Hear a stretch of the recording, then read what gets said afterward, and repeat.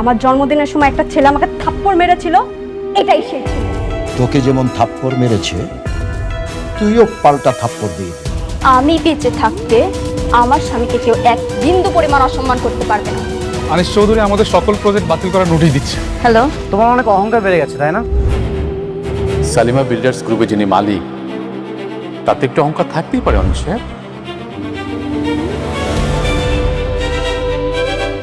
মালিক মেঘলা শালিমা বিল্ডার্সের মালিক?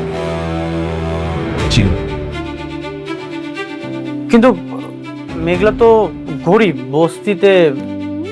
ওনারা হচ্ছে ম্যাডামের পালিত বাবা মা। ম্যাডামের আসল পরিচয় হচ্ছে তিনি এই বিশাল কোম্পানির মালিক।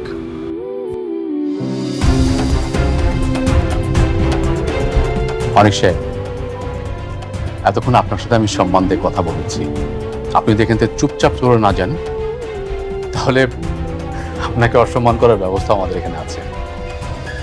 আপনি সত্যি বলছেন? আপনাকে মিথ্যা বলে আমার কি লাভ? অনিক সাহেব, আপনি কিন্তু যথেষ্ট সময় নষ্ট করেছেন, আসুন এখন প্লিজ।